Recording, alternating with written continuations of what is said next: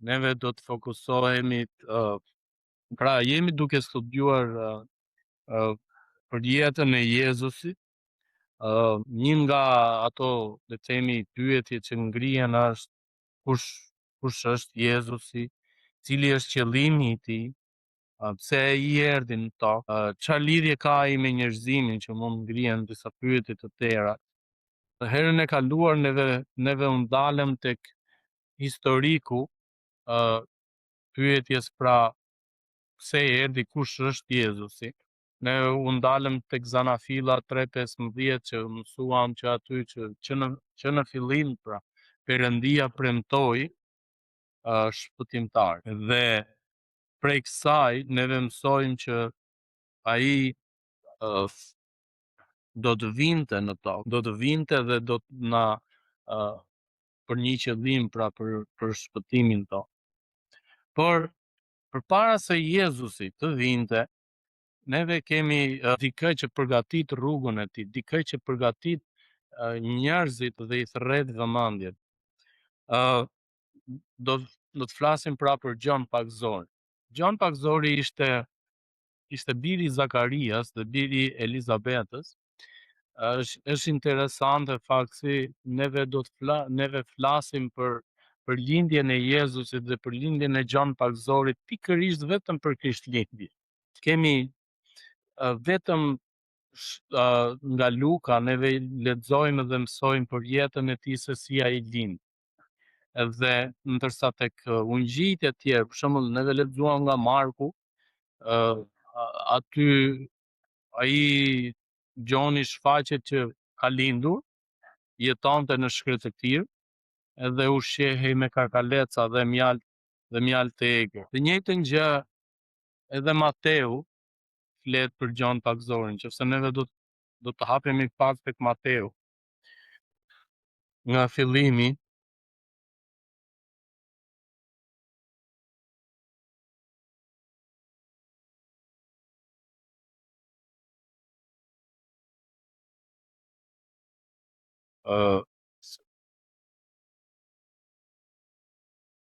te kapitulli 3. Kështu si fillon Mateu. Por në ato ditë erdhi Gjon Pakzori që predikonte në shkretëtir të Judes dhe thoshte: pendohuni, se mbretëria e qejve është afër. Marku ka po të njëjtin pothuajse stil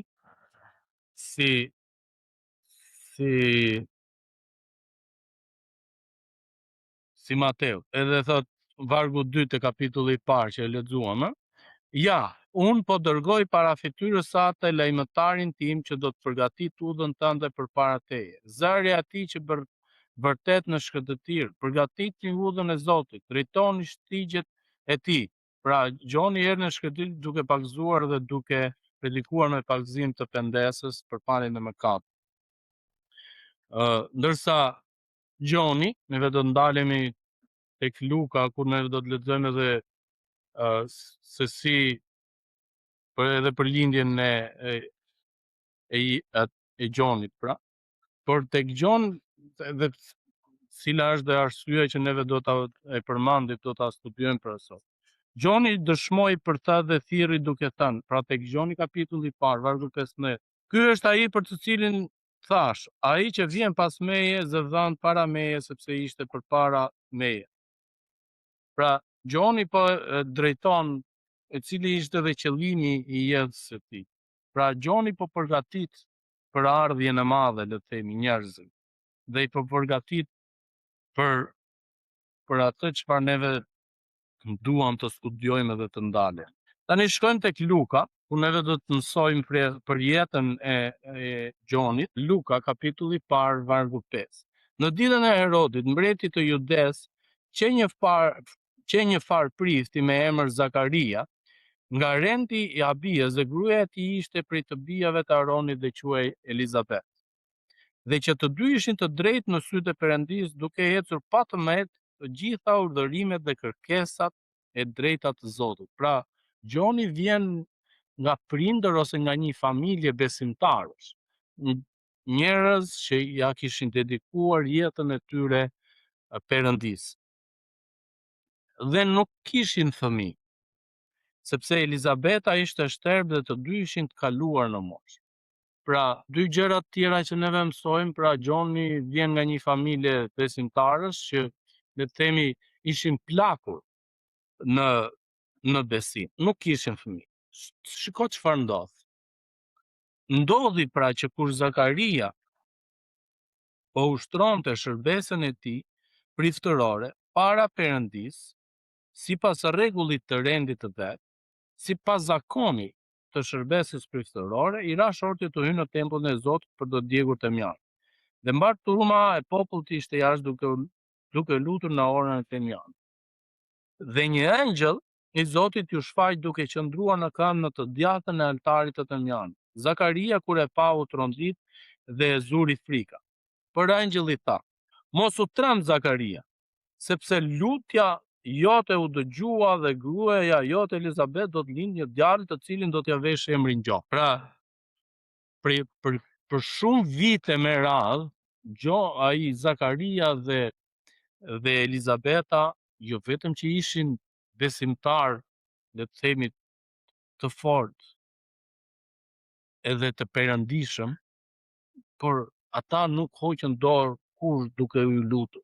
Edhe pse ishin të kaluar në moshë, pra ata vazhdonin të luteshin për fëmijë. Po ta vesh re shumë çifte kalon një periudhë kohore që përpiqen për të patur fëmijë, dhe kur kalon një periudhë kohore çoku i heqin ato shpresat, por edhe zgjedhin ndonjë mundësi të dytë për shembull, ose të adoptojnë ose të kujdesen për fëmijë të ndryshëm. Ndërkohë që paktën nga informacionet që neve lexojmë këtu, Zakaria nuk bëri gjë tjetër veç se u lut me gjithë Elizabet. Dhe ai do të jetë për ty gëzim dhe are dhe shumë vetë do të gëzohen për lindjen e tij. Vini re, vargu 15, qëllimi i lindjes së Jezus, këtij Gjoni, sepse ai do të jetë i madh përpara Zotit, nuk do të pi as verë as pije të forta dhe në barkun e së ëmbëls do të mbushet me frymën e shenjtë. Dhe ai pra do t'i kthej shumë prej bijve të Izraelit te Zoti Perëndia dhe do të shkojë përpara tij në frymë dhe pushtet e Elias për t'i kthyer zemrat e prindërve të fëmijët dhe të pabindurit në mençurinë e të drejtëve dhe për t'ia bërë Zotit, vargu 17, fundi i vargut, për t'ia bërë Zotit gati një popull të përgatitur.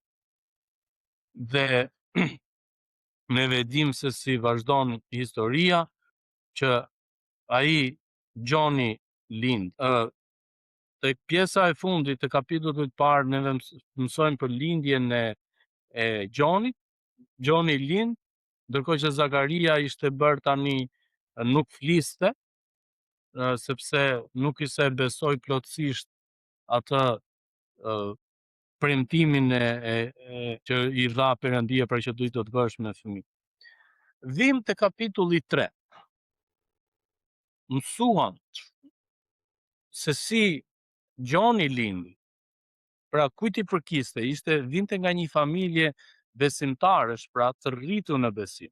Edhe po të vemi re, në këtë rast Perëndia nuk zgjedh një person që çfarëdo lloj, po edhe nuk e përjashtojnë faktin që Perëndia mund të përdori çdo lloj njeriu.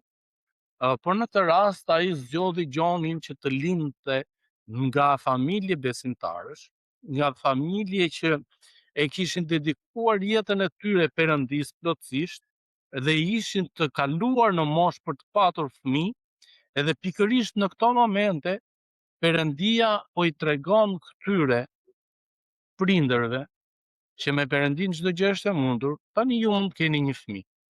Imagjinoni, do të kaluar në moshë, paktën te 50-at, duhet të kenë qenë për të patur fëmijë, aq më tepër që në shkrim thuhet që edhe për Elizabetën që ajo ishte koshciente, ishte e ndërgjegjshme që nuk mund të kishte më. Vim te kapitulli 3. Pra, edhe Gjoni merr detyrën e tij. Neve mësuam që nga që nga Mateu, Marku dhe Gjoni janë pikërisht duke shpallur, pra e nisin pra me shpallje, ndërkohë që tek Luka neve mësuam edhe për lindjen e këtij.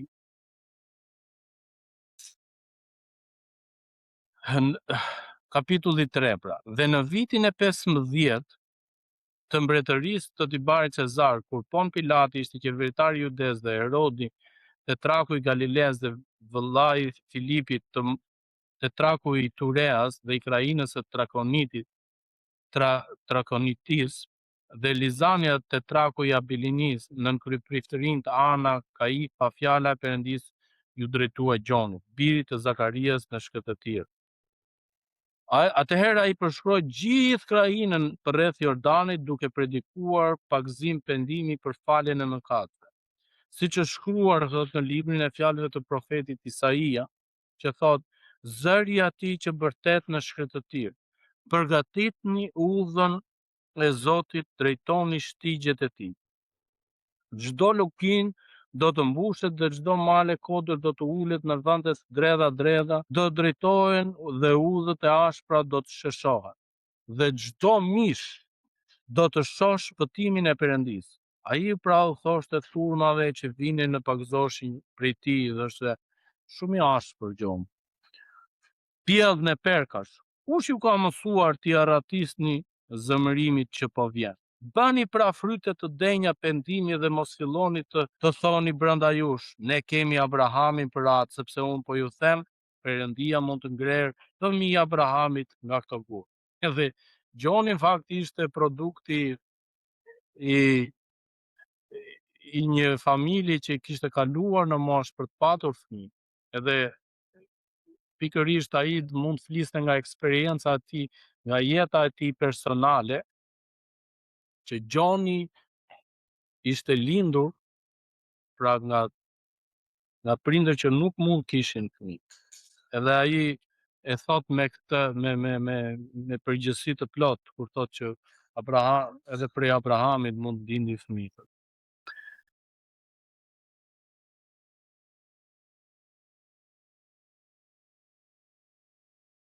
Nërsa mësuam ose dëgjuam prej në këto momente për jetën e Gjonit, ne do të ndalemi pikërisht tek qëllimi i tij.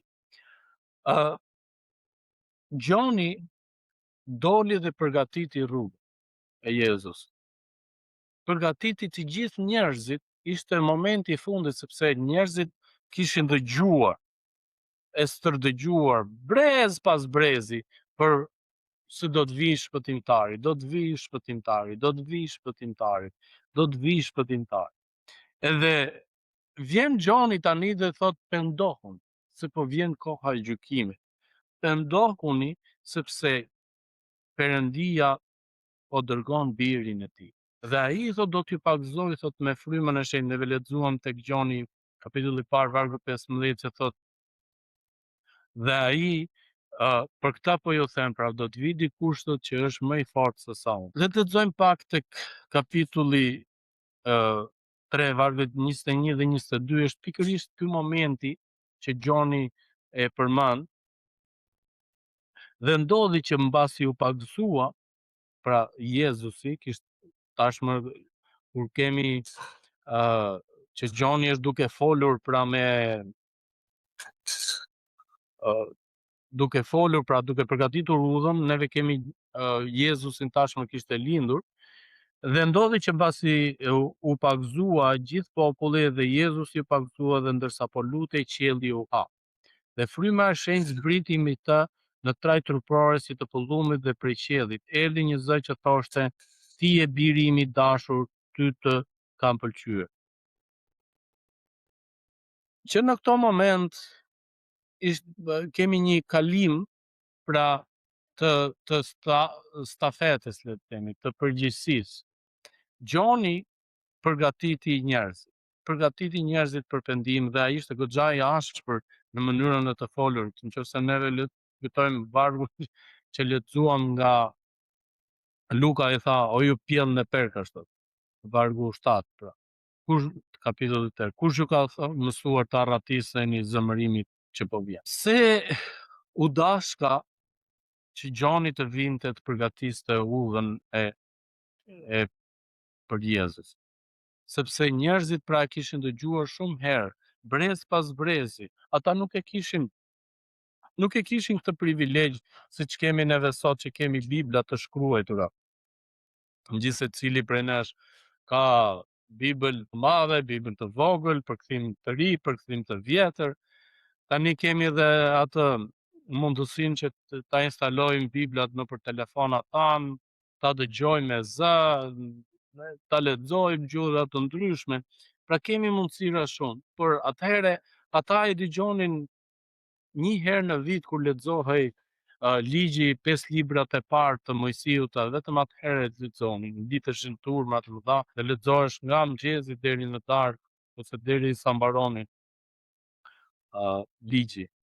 Dhe aty ata kishin mësuar për profetin, për profecitë për Jezus. Por Gjoni ishte thërritja e vëmendjes e të gjithë secilit, çdo njeriu, çdo personi për Jezusin. Ky është premtimi që u që premtuar më përpara. Pra, ky është ai që po vjen, ai që do të vinte, pra. Ai tashmë ka ardhur dhe neve lexuam tek 21-shi, vargjet 21 kapitulli 3 dhe 22. Ai tashmë ka ardhur. Po pse? Pse është rëndësishme përgatitja e rrugës?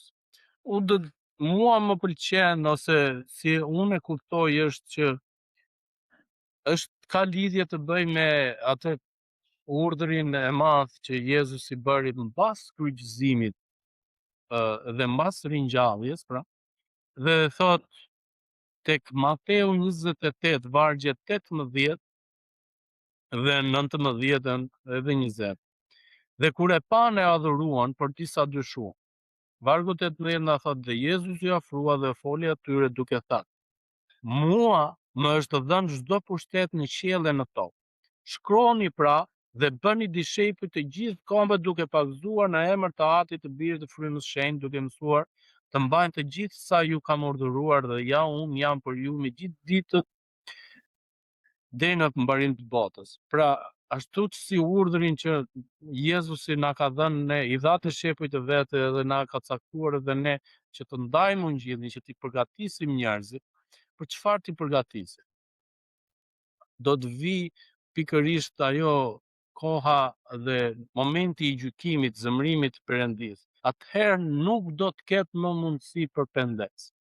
Pra, tani Jezusi vjen për shpëtimin, për të patur një mundësinë për ne, që të kemi një mundësi që ne mund të shpëtohemi edhe të kemi një marrëdhënie të shenjtë, të perëndishme me Perëndin, por atëherë nuk do të jetë më rast. Edhe Gjoni ishte ai që po i thërriste dhe po thoshte, shiko, është pikërisht momenti, pendohuni, sepse Jezusi do t'ju pagzoj me frymën e shenjtë, sepse nëse juve nuk pendoheni, do të përballeni me zemërimin e Perëndisë. Është shumë e rëndësishme për ne të kuptojmë qëllimin dhe detyrën e jetës sot. Qëllimi i parë që neve kemi dhe është dhe na është caktuar sipas Mateu 28:18 dhe 20, është që ne të mësojmë të ndajmë ungjillin. Por qëllimi i parë është për veten tonë, që neve të pendohemi, që neve të pagzohemi me përfaljen e mëkateve, dhe duke marrë dhuratën e Frymës së Shenjtë, neve kemi këtë lloj privilegji që ne tashmë të quhemi bijtë e Perëndisë, por dhe e dyta, qëllimi i dytë, pra, që është pa aq i rëndësishëm sa i pari, është ta ndajmë ungjillin me të tjerë. Duke filluar nga familjet tona, duke filluar me jetën tonë, në mënyrë që neve ta ndryshojmë, në mënyrë që të tjerët të mund të shikojnë që neve i përkasim Perëndisë. Është shumë e vështirë, edhe shpeshherë do na duket dhe është dukur e pamundur, sepse Perëndia e din këtë gjë, por gjithashtu edhe bota ku neve jetojmë na bën që ne ta kemi të vështirë, edhe shpesh herë pa mund. Çuditërisht po dalin ligje në përbot tashme që fragmente të ndryshme ose vargje të ndryshme të Biblës që privon njerëzit me zgjedhjet e tyre, është që duke i hequr këto, pra do na ligjet mund vinë dhe na privojnë neve çfarë të besojmë. Për shembull, një që është hedhur dhe ju e keni dëgjuar tashmë nuk quhet në ligj, është e caktuar që është mamaja dhe është babai. Tashmë ata e kanë hequr këtë për kufizim dhe kanë dhënë prindri 1, prindri 2, që do të thotë ju e dini çfarë do të thotë. Që jepet mundësia të njëjtës gjini, që nesër pas nesër të mund të adoptojnë fëmijë, edhe që mund të rriten dhe mund të quhet prindi 1 e prindi 2. Por nga ana biblike, kjo është jo e perëndishme, kjo nuk është e natyrshme. Pra, fëmia ka nevojë për mama, ka nevojë për baba. Aq egoiste dhe aq nuk e di njerëzit po tregohen sa e pranojnë faktin që për të krijuar, për të patur një fëmijë u dashka nëna dhe babai. Po për t'i rritur pastaj duhet prindi 1 dhe prindi 2. Pra egoizmi ka lënë kulmin. Ndaj dhe neve sot jemi këtu duke sfiduar veten tonë që të jetojmë një jetë të perëndishme. Unë lutem që mos ardh kurrë ajo ditë që derisa deri më sot neve nuk e kemi këtë lloj imponimi. Ku ne të imponohemi për të bërë këtë lloj zgjedhje.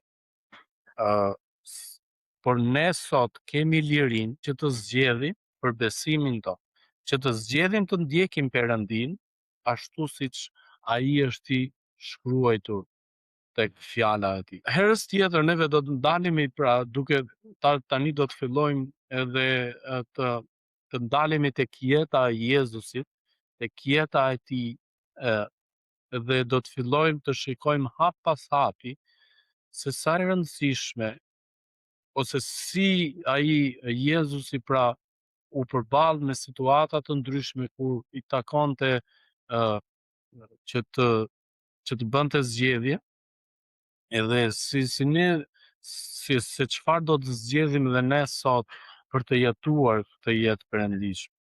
Lutem që gjithsecili prej nesh të ketë dashuri dhe dëshirë për ta lexuar, për ta studiuar dhe për të mësuar dhe për ta aplikuar jetën pra e Jezusit. Paqja dhe hiri Perëndisë qoftë me gjithë secilin prej nesh, dhe Zoti na bekoft dhe na ndihmoft që ne të mësojmë qëllimin e jetës sonë në mënyrë që ne të kuptojmë se sa e rëndësishme është të qenit me Perëndin.